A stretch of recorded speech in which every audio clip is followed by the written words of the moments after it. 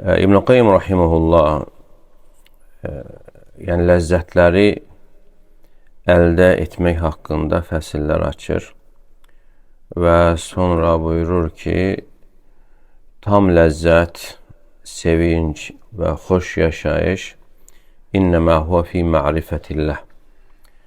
Yəni insanın Allahı tanımasında və Allah Teala'nın ibadətdə, əməllərdə təkləşdirməsində və Allahla ünsiyyət tapmasında və Allahla görüşəcəyinə şövqün, həsrətin olması və qəlbin bütövlüklə Allaha tərəf yönəlməsindədir.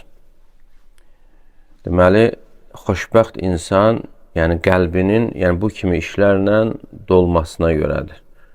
Amma bədbəxt insan isə qəlbi dağınıq olandır, fikri şaxələnəndir və yaşayış baxımından ən sıxıntılı yaşayışda olandır. Və sonra həvəsləndirir ki, insanın əsas dərdi bir dərd olmalıdır, o da Allah Teala. Çünki insanın qəlbi Allah sevgisi ilə, Allah qorxusu ilə dolarsa və Allahla ünsiyyət tapması və Allaha olan şövqün olması və o insan dünyada ikən cənnətdə olar. Yəni, axirət cənnətinə girməzdən əvvəl dünyada ikən cənnətdə olar. Necə ki, İbn-i Teymiyyə rahimehullah deyir ki, İnnə fid-dünya cənnə mən ləm yədxulhə ləm yədxul cənnətəl-əxirə. Dünyada cənnət vardır. Kim dünyadakı cənnətə girməzsə, axirətdəki cənnətə girməz. Yəni, İbn-i Teymiyyə rahimehullah bu dünyadakı cənnət dediyi zaman, yəni Allahla ünsiyyət taparaq əldə etdiyi cənnətdir. Yəni, Allahın qarşısında əyilərək, səcdə edərək və onun kəlamı ilə ləzzət alaraq əldə etdiyi cənnətdir. Necə ki, bu barədə digərləri də danışmışlar, yəni sələflərdən müəyyən sözlər gəlib, onlar bunu ifadə etmək istəyiblər, o ləzzəti və cənnəti. Və onlardan biri deyir ki, İnnəhu ləyəmurru bil qalbi əvqatun əqul. Yəni, bəzən qəlbimə elə anlar, elə hallar gəlir ki, və deyirəm ki, İn kənə əhlül cənnəti fi mitli hədə. Əgər cənnət əhli də belə halda olacaqsa, onda cənnət nə gözəl yerdir, nə xoş yaşayışdır. Və başqa birisi isə deyir ki, məsəkinu əhlüd dünya. Yəni, dünya əhli miskindir. Xaracu minhə və mə zəqu atyəbə mə fiyyə. Yəni, onlar dünyadan çıxıblar və dünyada ən ləzzətli olan bir şeyi onlar dadmayıblar. Və sual verirlər ki, bu nədir? O da deyir ki, Allahı tanımaq, Allahı sevmək və Allaha yaxın olmaqla ünsiyyət əldə etməkdir. Və sonra buyurur ki, وَلَيْسَ فِي الدُّنْيَا نَعِيمٌ يُشْبِهُ نَعِيمَ أَهْلِ الْجَنَّةِ إِلَّا هَذَا. Yəni, dünyada cənnət əhlinin nemətinə bənzər, yəni ən bənzər nemət elə budur. Yəni, insanın qəlbinin Allahı tanımaqla, Allah Teala'nı sevməklə, yəni ona yaxın olaraq ünsiyyət əldə etməklə tapdığı ləzzətdir. Və sonra buyurur ki, və buna görə Peyğəmbər sallallahu aleyhi və səlləm buyurmuşdur ki, Hubbibə iləyyə min dünyakum ən-nisəu və tıyb. Yəni, sizin dünyanızdan mənə qadınlar və ətir sevdirildi. Və cu'ilət qurratu ayni fis-salah. Mənim sevincim isə namazda edildi.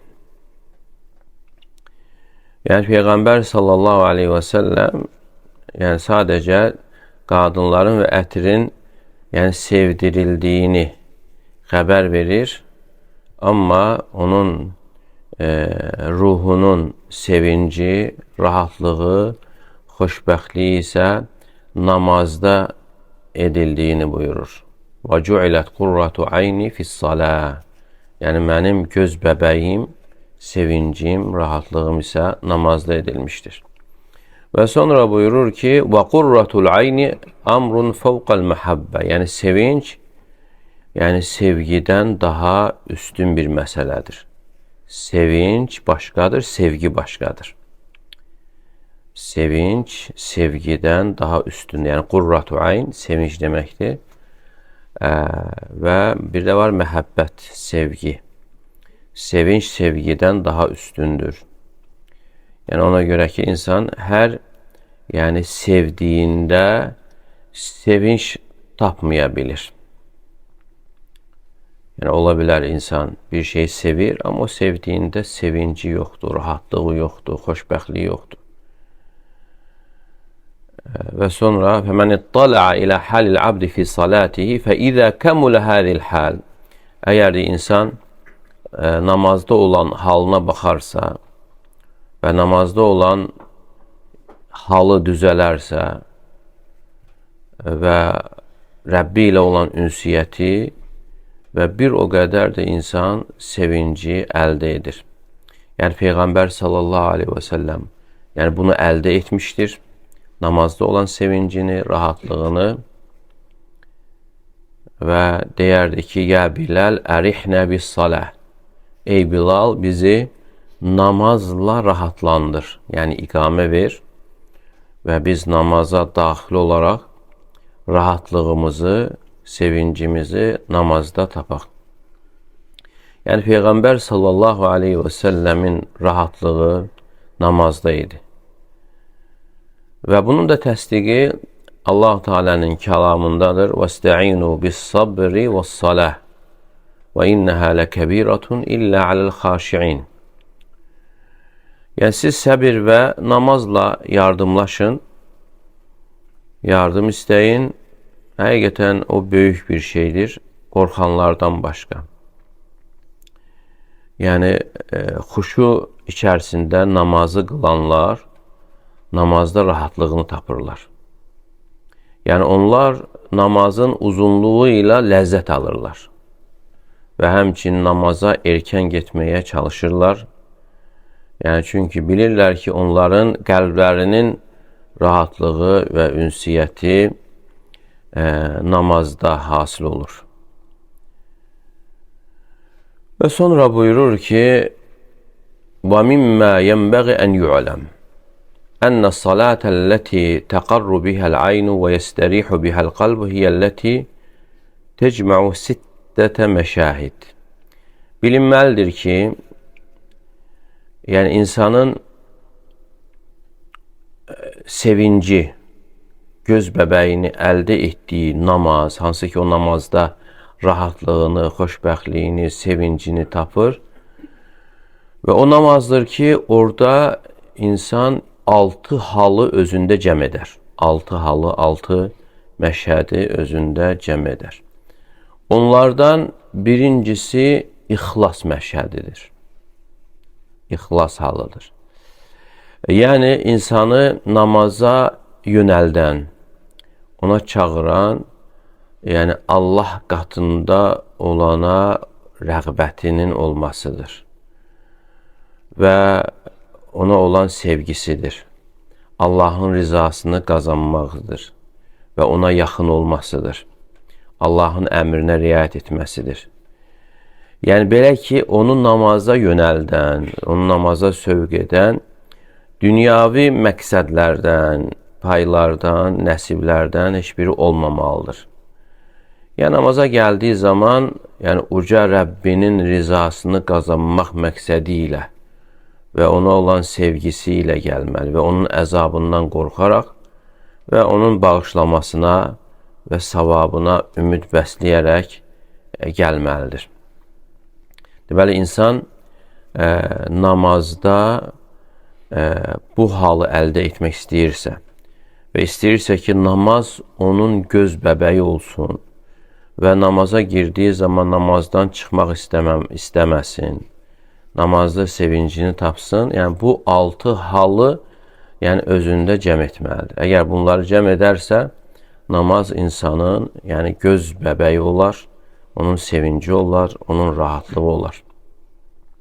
Və onlardan birincisi qeyd edir ki, ixlasdır. İxlas da yəni qəlbini yəni Allahdan qeyrisinə olan istəklərdən təmizləməsidir. Əgər qəlb təmizlənirsə başqa istəklərdən, yəni əməl, yəni Allah üçün olur və namazını da yəni Allah üçün yerinə yetirir və qəlbində Allahdan qeyrisinə rəğbət və sevgi olmur. Və ikinci məşhəd isə, ikinci hal isə sidq və nəsihət məşhədidir. Sidq, yəni doğruluq və nəsihət məşhədidir. Və bu nə deməkdir? Deyir ki, وَهُوَ أَنْ يُفَرِّغَ قَلْبَهُ لِلَّهِ qəlbini Allah üçün boşaltmasıdır. Qəlbini boşaldaraq bütövlüyü ilə Allaha yönəltməsidir və onu ən kamil formada həm zahirən, yəni namazı, həm zahirən, həm batinən, yəni daxilən gözəl formada yerinə yetirməsidir. Çünki namazın həm zahiri var, həm batini var. Və zahiri odur ki, görsənən əməllər, eşidilən sözlərdir və onun isə batini isə xuşudur, mütülükdir və muraqabədir. Muraqabə insan Allahın nəzarətində özünü hiss etməsidir və qəlbini Allah üçün boşaltmasıdır və bütövlüyü ilə Allaha yönəltməsidir və belə ki, qəlbi ilə Allahdan başqasına yönəlməməsidir. Yəni necə ki, insan üzü ilə qibləyə yönəldiyi kimi, qəlbi ilə də başqa tərəfə yönəltməməsidir. Və elə bilir ki, bu bir növ ruh yerindədir və əməllər isə bədən yerindədir. Əgər ruh olmazsa, o bədən ruhsuz bədən kimi olur. Və sonra buyurur ki, əfələ yestəhyil abdu ən yuvacihə seyyidə və misli zəlik. İnsan, yəni bir qul öz ağasına ruhsuz bədəni təqdim etməkdə, yəni həya etməzmi? Yəni elə bilir ki, insan namazını xuşu içərisində qılmazsa, yəni onu bir növ bənzəyir ruhsuz bədənə. Və bu ikinci məşhəddir. Yəni qəlbini, yəni Allah üçün, yəni boşaltması. Yəni başqa fikirlərdən, başqa istəklərdən.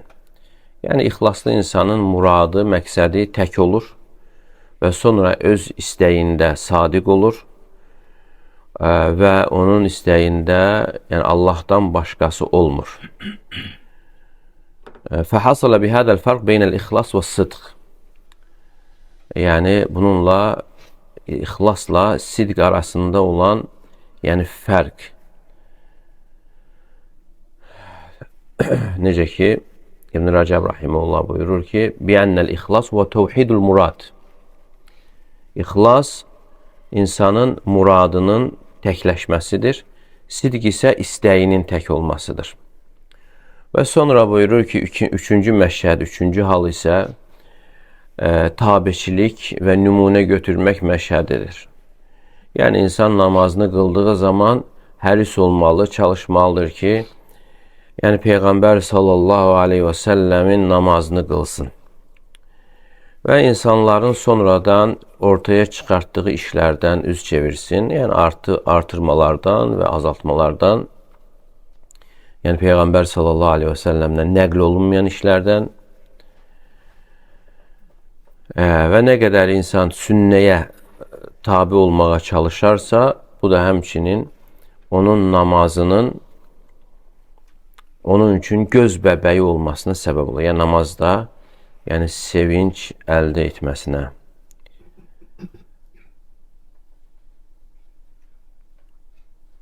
Deməli, tərəzi var, zahiri tərəzi və bir də yəni batini tərəzi. Yəni zahiri tərəzi sünnədir. Yəni sünnəyə tabiçilik. Və dördüncü məşhəd isə ihsan məşhədidir. İhsan. İhsan da elə muraqabə deməkdir. Yəni insan ibadət edərkən Allah Teala'nı görürmüş kimi ibadət etməsidir. Və bu da Allah Teala'nı tanımasından, Allah Teala'nın adlarına və sifətlərinə olan imanının kamilliyindən doğur. Yəni elə bir ki, Allah Teala'nı görürmüş kimi. Allah Teala 7 qat göyün üzərindədir, ərşinə yüksəlib, yəni Allah Teala danışır, yəni əmr ilə, qadağa ilə və Allah Teala bütün məxluqatını idarə edir və əmr onun tərəfindən nazil olur, əməllər ona tərəf qalxır və həmçinin əməllər ona ərz olunur. Elə bir ki, insan gözü ilə yox, qəlbi ilə bunları görürmüş kimi olur.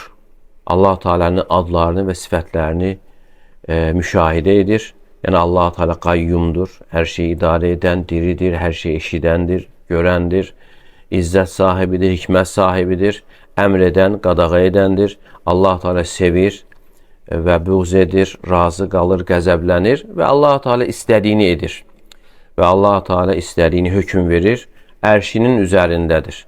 Və qullarının əməllərindən və sözlərindən heç bir şey Allaha gizli deyildir.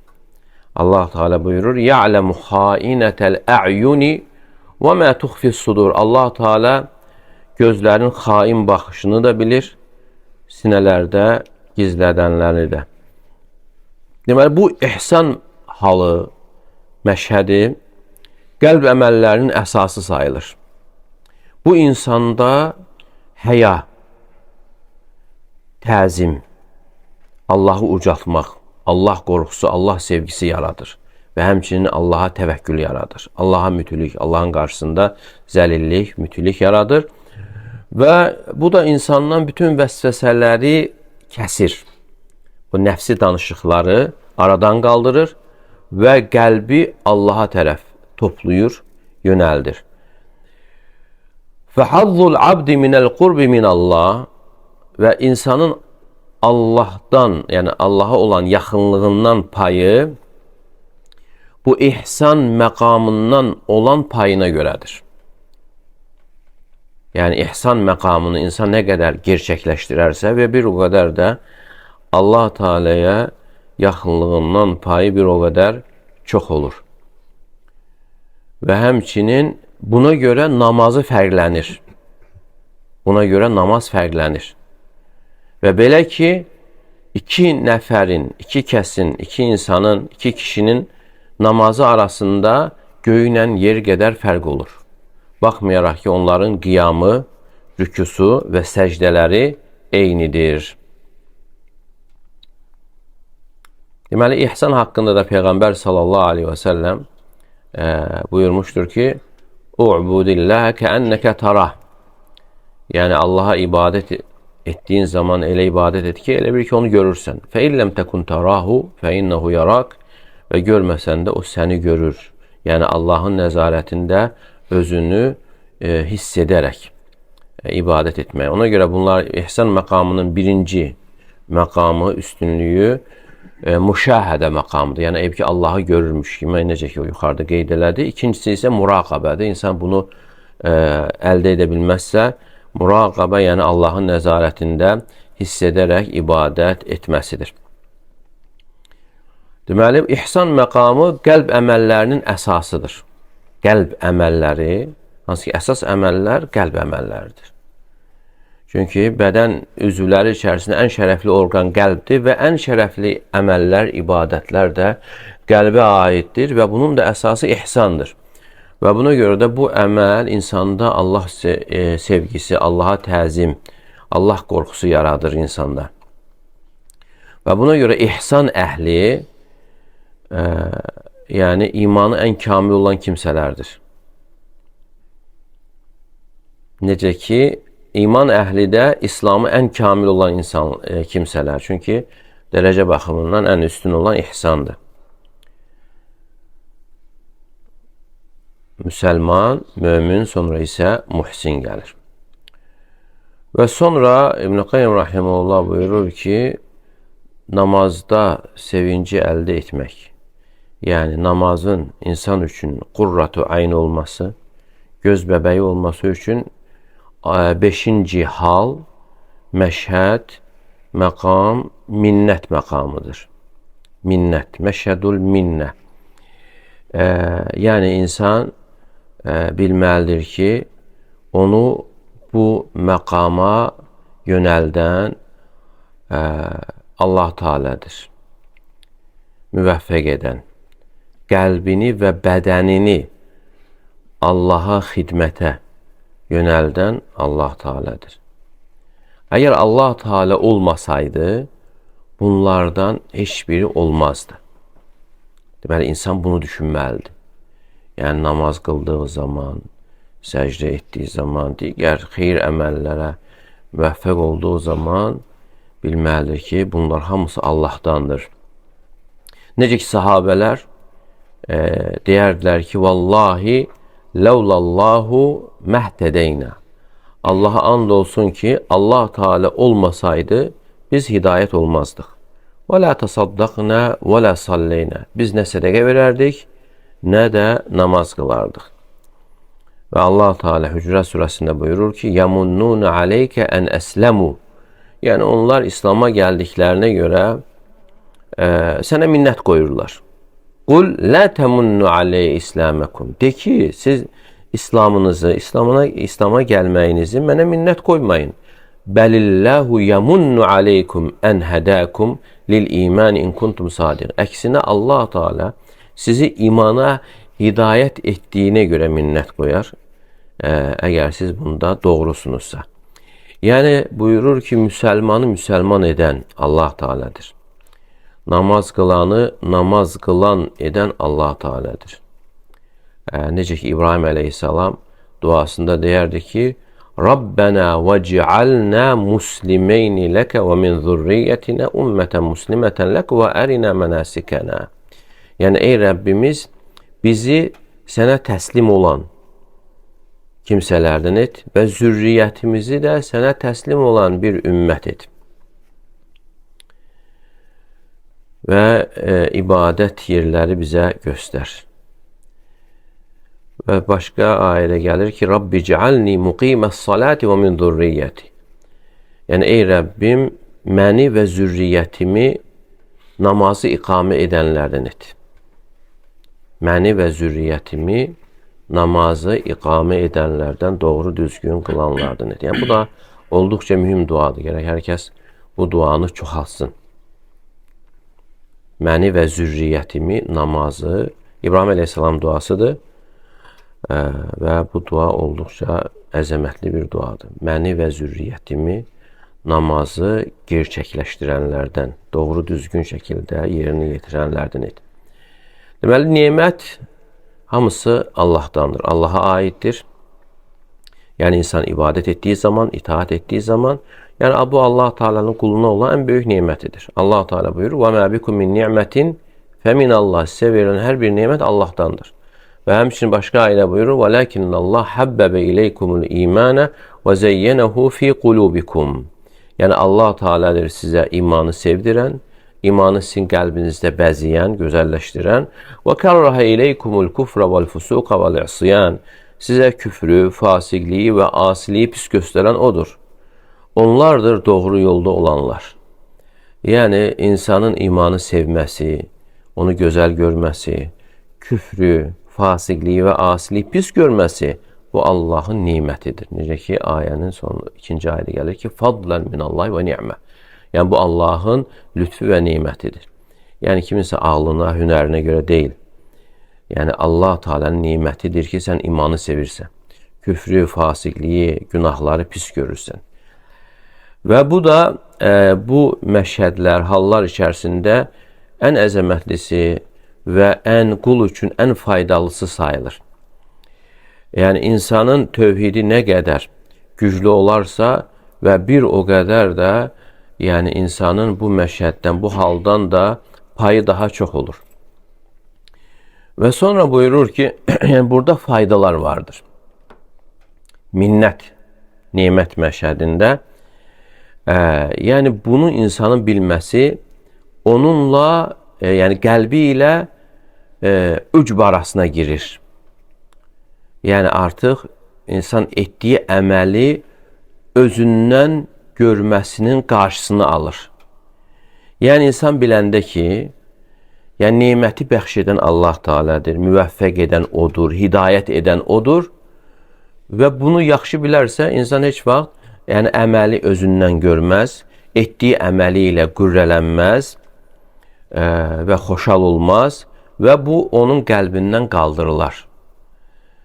Həmçinin dilindən də qaldırılar və etdiyi əməlinə görə minnət qoymaz və onu çox görməz və qəbul olunan əməlin halı da budur.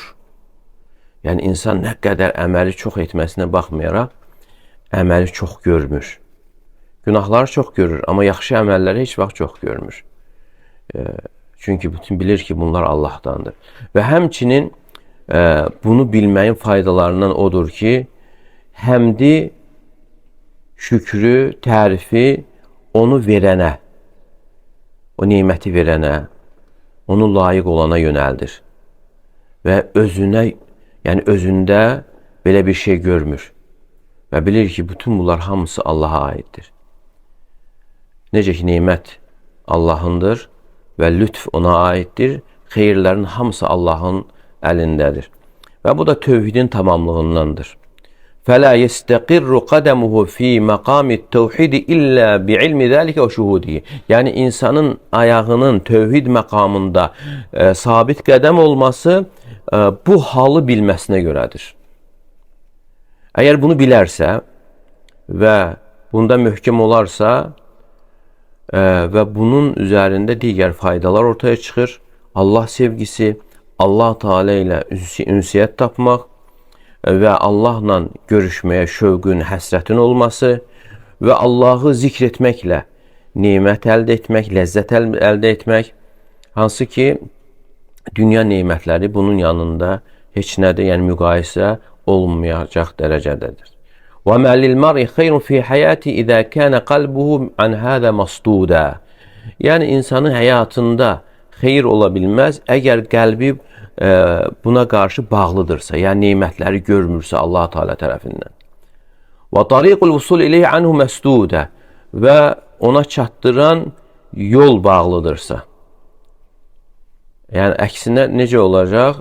Necə ki Allah Teala'nın dediyi kimi ذَرْهُمْ يَأْكُلُوا وَيَتَمَتَّعُوا وَيُلْهِهِمُ الْأَمَلُ فَسَوْفَ يَعْلَمُونَ. Qoy onlar yesinlər, əylənsinlər, keyf çəksinlər və arzular onları əyləndirsin, yayındırsın və sonra onlar biləcəklər. Yəni bu da yəni Allah Teala tərəfindən yəni bir təhdiddir.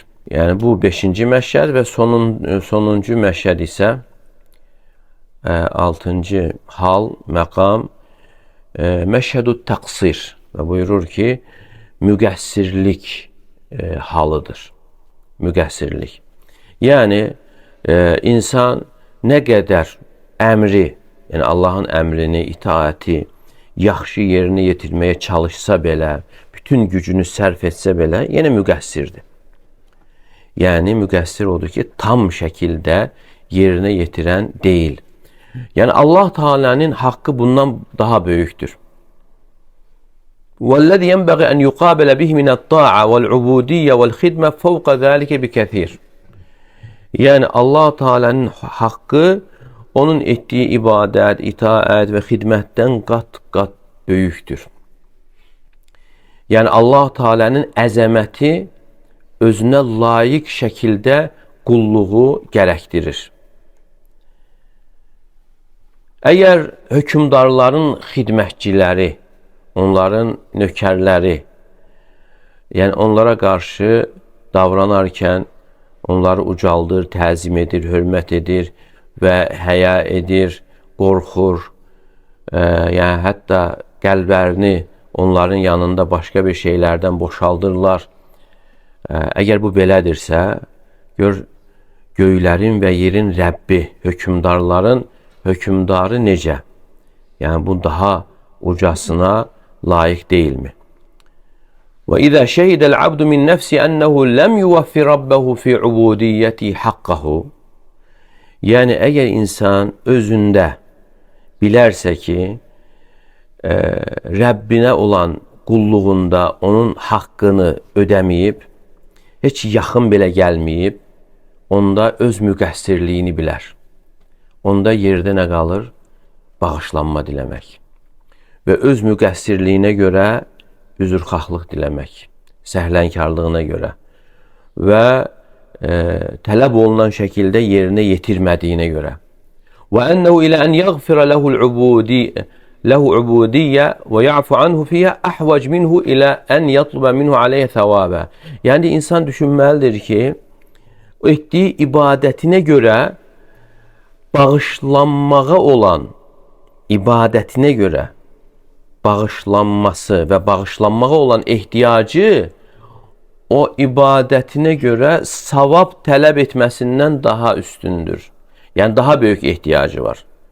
Yəni bir var ibadət edir və ibadətinə görə bağışlanma istəyir və bilir ki, buna görə hətta bağışlanma diləməlidir. Nəinki savab. Və huvə ləv vəffəhə haqqa kəmə yənbəği ləkənət müstəhəqqə aleyh bi muqtadal ubudiyyə. Əgər də insan ibadətini tam şəkildə yerinə yetirsə belə, yəni qul olaraq haqqı elə budur. İbadəti gerçəkləşdirməsidir. Fə innə aməl abdi və xidmətəhu li seyyidi müstəhəqqun aleyh bi hukmi kovni abdihi və məmluki. Necə ki, məsələn, o vaxt qullar var idi. Bir qulun ağasına olan xidməti qul olaraq üzərinə düşən bir vəzifə idi. فَلَوْ طَلَبَ مِنْهُ الْاُجْرَةَ عَلَى عَمَلِهِ وَخِدْمَتِهِ لَعَدَّهُ النَّاسِ أَحْمَقْ وَأَخْرَقْ. Əgər o, yəni qul, ağasına olan xidmətinə görə ücrət, mükafat tələb etsəydi, insanlar onu axmaq hesab edərdilər. Yəni çünki bu qul olaraq onun vəzifəsi ağasına xidmət etməsidir və ona görə heç nə düşmür ona. Amma belə baxanda onun həqiqi qulu sayılmır. Nökərdir, amma o da insandır, bu da insandır. Amma biz isə deyək, Allahın həqiqi quluyuq, çünki bizi yaradan odur. Və qul olaraq da üzərimizə düşən qulluğu gerçəkləşdirməkdir. Və buna görə əslində yəni insan düşünməlidir ki, heç nə düşmür. Yəni etdiyi ibadətinə görə, qulluğuna görə ona heç nə düşmür. Mükafat düşmür. Və ona görə heç nəyə layiq olduğunu, nəyəsə layiq olduğunu düşünməməlidir. Yəni, bəs insan deyə bilər ki, bəs Allah Teala mükafatlar vəd verib. Sən ibadət edənlər üçün mükafatlar, cənnəti vəd verib. Yəni, bu Allah Teala'nın mükafatları vəd verməsi üzərinə olan bir vacib deyil, vacib olaraq deyildir. Yəni Allah Teala'nın bir lütfu olaraqdır. Lütfu olaraq, yəni Allah Teala insanların etdiyi əməllərə görə bunu mükafatları vəd vermişdir. Və buradan da Peyğəmbər sallallahu aleyhi və səlləmin sözünün mənası anlaşılır və deyir ki, lən yədxulə əhədun minkumul cənnətə bi'əməlihi. Yəni sizdən heç kəs öz əməli ilə cənnətə girməyəcəkdir. Qalu və lə əntə ya Rasulallah. Deyirlər ki, hətta sən də ey Allahın Rasulü, yəni sən də öz əməlinə görə girməyəcəksən. Qalə və lə ənə. Deyir ki, hətta mən də. İllə ən yətəğəmmədənilləhu bi rəhmətin minhu və fadl. Əgər Allah Teala məni öz mərhəməti və lütfü altına almasa,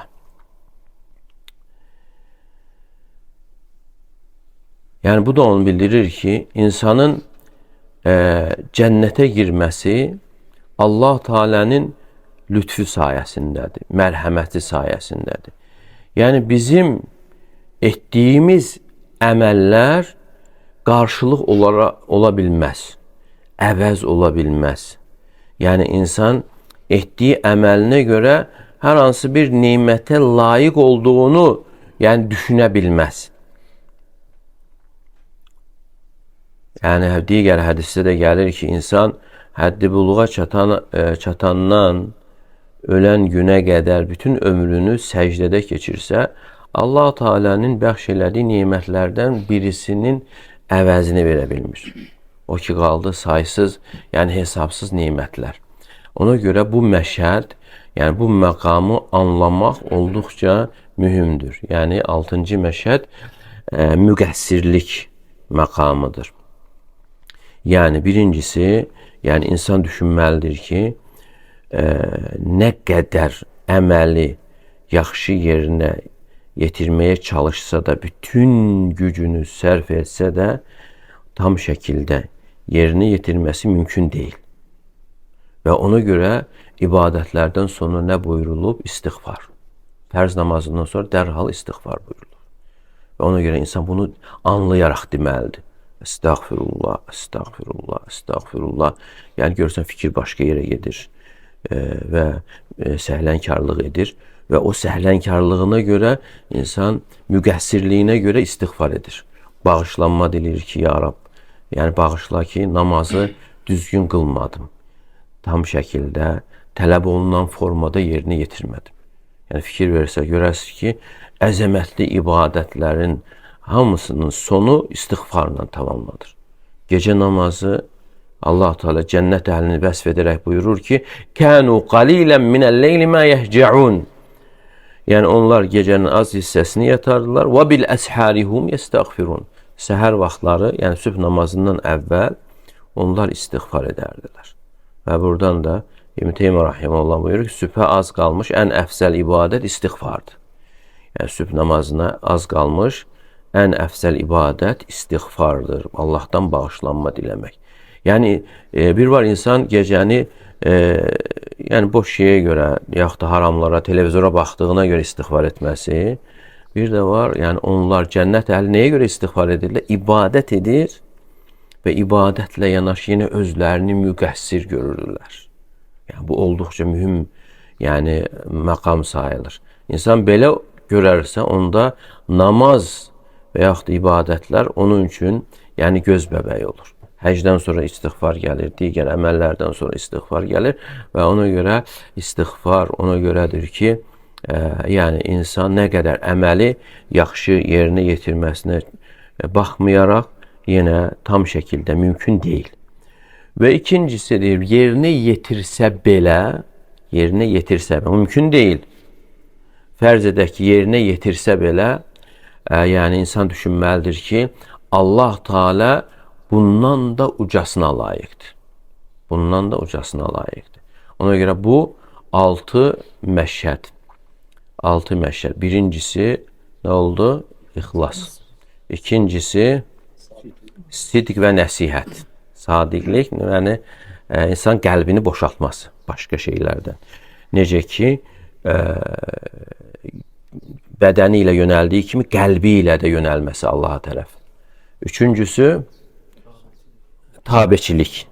Sünnəyə tabeçilik. Dördüncü ihsan, məşhədi ihsan halıdır. Beşinci minnət. Minnət elə nemət deməkdir. Yəni bilməlidir ki, nəyə müvəffəq olursa, yəni onu Allah Teala tərəfindən olduğunu düşünməsidir. İnsan belə düşünəndə inşallah həm daha da əməllərə müvəffəq olmasına səbəb olur, həm qəbul olmasına səbəb olur. Yəni eyni zamanda bunu bilməsi öcbün qarşısını alır. Biləndə ki, yəni nemətlərin hamısı. Hansı nemətə müvəffəq oldu? Elhamdülillah. Yəni bilir ki, Allah Teala yardım. Yəni çünki Allahın yardımı olmasa, qalxması, oyanması, namaza qalxması, rükû etməsi, səcdə etməsi, digər xeyirlər, istənilən xeyir, yəni Allahın yardımı olmasa, yəni mümkün deyil. Və 6-cı məşhəd isə təqsir, yəni müqəssirlik. Müqəssirlik məşhəd insan nə qədər yerinə yetirsə də özünü müqəssir görməsi. Yəni necə ki İbn Qayyim rahimehullah başqa yerdə gətirir ki, hər hansı bir dərəcəyə çatdığını düşünməməsidir.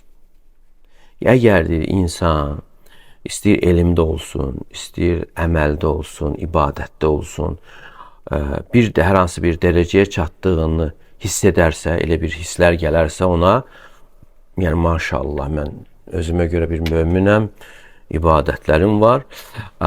O bilsin ki, uçurumun kənarındadır.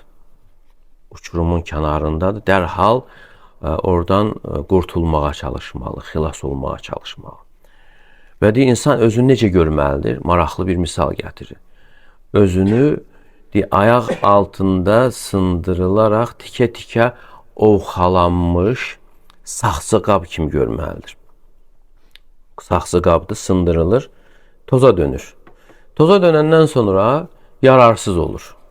Yəni qabdır, görsən qab halında olanda istifadə olunur. Müəyyən bir işlər üçün yararlı olur. Amma bu sındırılandan sonra yararsızdır. Yalnız deyir, onu ilk dəfə düzəldən tərəfindən yenə düzəldilərsə, yenə yararlı olar. Yəni insan da özünü elə görməlidir ki, nə qədər əməl etməsinə baxmayaraq, yəni etdiyi əməlinə görə, ibadətinə görə, elminə görə nəyəsə layiq olduğunu düşünməməlidir. Saxsı qab kimi, yararsız. Nəyəsə yararlı olduğunu, yəni layiq olduğunu düşünməməlidir. Yəni bu cür görməsi insanın daha da ucalmasına səbəb olur. Amma nə vaxt ki görsə, bu hisslər gəldisə, bu təhlükədir və hətta insanın əməlinin batil olmasına kimi gətirib çıxardır. Allah qorusun. Allah Teala hər birimizi xeyirlərə müvəffəq etsin. Allah Teala hər birimizə o namazı hər birimiz üçün göz bəbəyi etsin. Namazda rahatlıq tapanlardan etsin. Və sallallahu aleyhi ve Muhammed və alə alihi və sahbihi və səlləm.